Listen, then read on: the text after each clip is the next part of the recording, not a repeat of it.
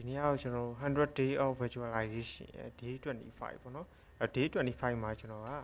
ဒီ Hyper-V cluster ရှိပြီးသား Hyper-V cluster ထဲမှာကျွန်တော် CSV ပေါ့ cluster share volume ကိုကျွန်တော်ဘယ်လိုထည့်မလဲဆိုတဲ့ဟာကိုကျွန်တော်ဒီနေ့ပြပြပေးမှာဖြစ်ပါတယ်အဲ့တော့ကျွန်တော်မနေ့ကဗီဒီယိုမှာလည်းကျွန်တော် cluster ဟိုပြန်ပြီးတော့အတုံးပါပေါ့နော်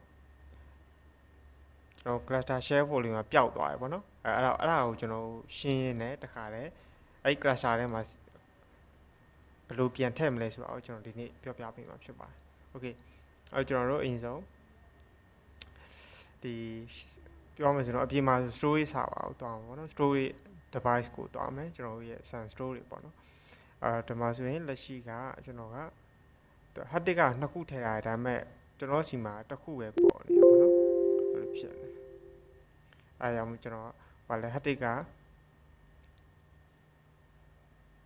တစ်ခုပဲဖြစ်နေတာဆိုတော့အဲကြောင့်မလို့ဒီကောင် online ဖြစ်မနေဘူးပေါ့နော်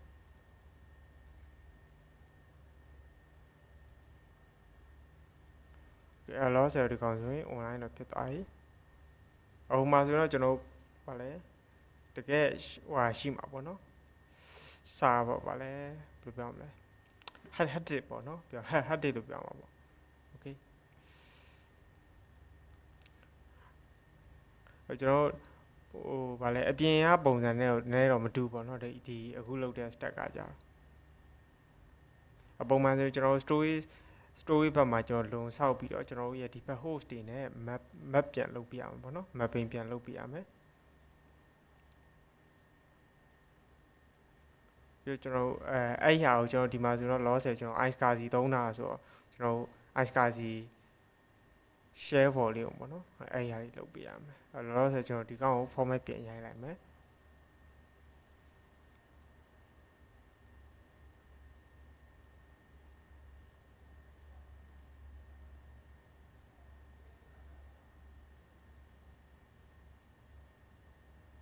ဒီလောက်ဆိုတော့ Hyper-V တွေကတက်လာပြီဒါပေမဲ့အဲမှာ connect သူက auto ဖြစ်သွားပါတော့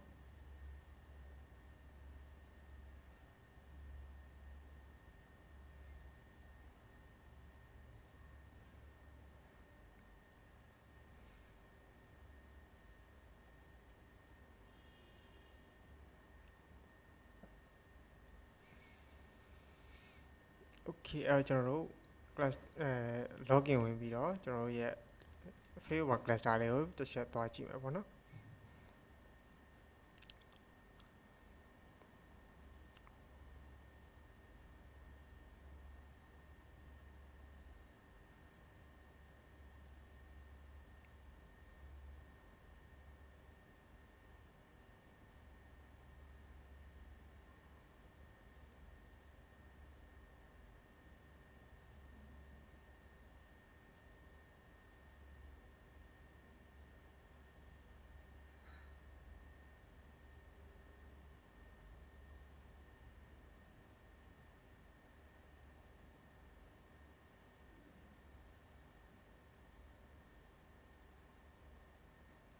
ကျွန်တော် cluster ကိုအရင်ဆုံး connect လုပ်မယ်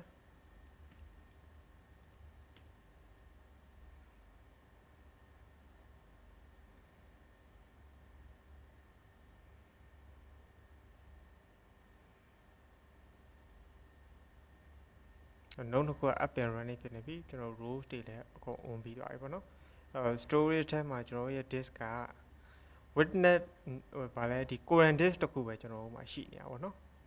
အဲ့ကျွန်တော်တို့ဒီဘက်က storage ကနေပြီးတော့ကျွန်တော်ပုံမှန်တကယ်ပြင်မှာဆိုရင်လုံနေဆောက်ပြီးတော့ host နဲ့ mapping ပြန်လုပ်မယ်ပေါ့နော်ဒီမှာကတော့ကျွန်တော်တို့က iSCSI disk တခုလုပ်ပြီးတော့ကျွန်တော်တို့ဒီဘက်က host နှစ်ခုနဲ့ပြန်ပြီးတော့ share လုပ်ရအောင်ပေါ့နော် okay CSP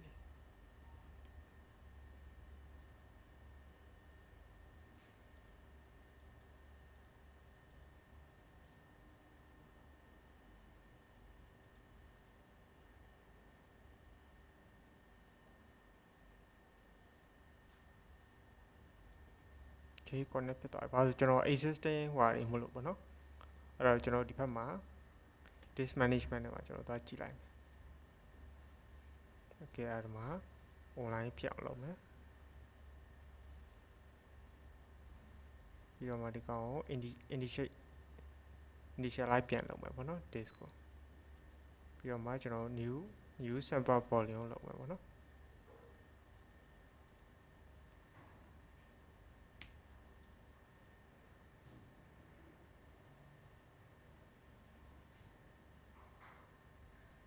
ကျွန်တော်ဟိုဘက်မှာလည်းတွားပြီးတော့ကြည့်မယ်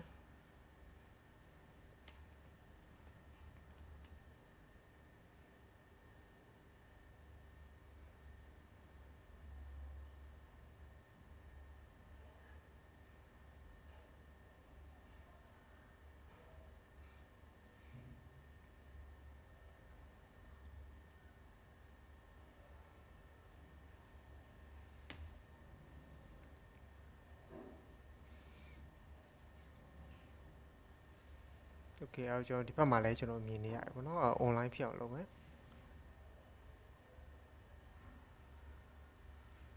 အဝါရီတုံးတာရနော် online တော့ဖြစ်သွားပြီโอเคအဲ့ကျွန်တော်ဒီဘက်မှာ cluster share ဒီ sorry disk တက်ဝင်ပြီးကျွန်တော်ဟောပါနော်အဲ့ချိန်မှာကျွန်တော်က disk တစ်ခုထပ်ပေါ်လာနော်โอเคအဲ့ဒါကိုကျွန်တော်တို့ဒီမှာ okay ဆိုပြီးတော့ထည့်လိုက်မယ်နော်အဲ့ချိန်မှာကျွန်တော်ကဒီဘက်မှာဒီဘက်ရဲ့ failover cluster လည်းကျွန်တော်တစ်ချက်ဝင်ကြည့်မယ်ဒီဘက်မှာရော cluster connect လုပ်ပြီးကျွန်တော် disk နှစ်ခုပေါ်လာပါတော့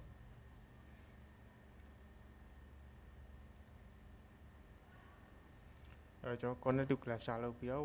ကျွန်တော်ရဲ့ cluster name ကိုထည့်မယ်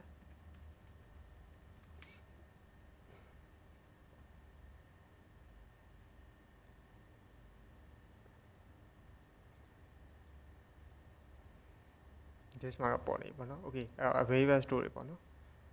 လက်ရှိအချိန်မှာကျွန်တော်တို့ကဒီ C ထဲမှာကျွန်တော် cluster share volume တွားကြည့်ရင်ကျွန်တော်ရှိမှာမဟုတ်ဘူးပေါ့နော် this PC နော်ဒီထဲမှာကျွန်တော်ဘာမှမရှိဘူး okay အဲ့လိုပဲဒီဘက်ကျွန်တော် window ဒီဘက် note 2မှာလည်းကျွန်တော်တွားကြည့်လိုက်မယ်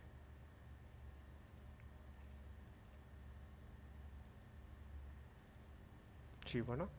okay အဲ့ချိန်မှာကျွန်တော်တို့ကဒီ available ဖြစ်တဲ့ story ကိုကျွန်တော်ဘာလုပ်မလဲဆိုတော့ cluster share volume ကိုကျွန်တော်ပြန်လုပ်ပေးမယ် okay အဲ့ကျွန်တော်ဒီမှာ share volume ရသွားပြီပေါ့နော်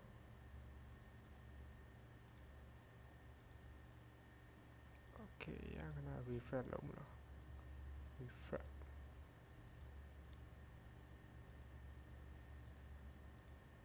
okay နော် share volume ရသွားကျွန်တော်ဒီဘက်မှာတော့ကြည့်လိုက်မယ်ဆိုရင်ကျွန်တော်ရဲ့ cluster share volume 1တွေ့ရလိမ့်မယ်အဲ့လိုပဲဒီဘက်မှာလည်း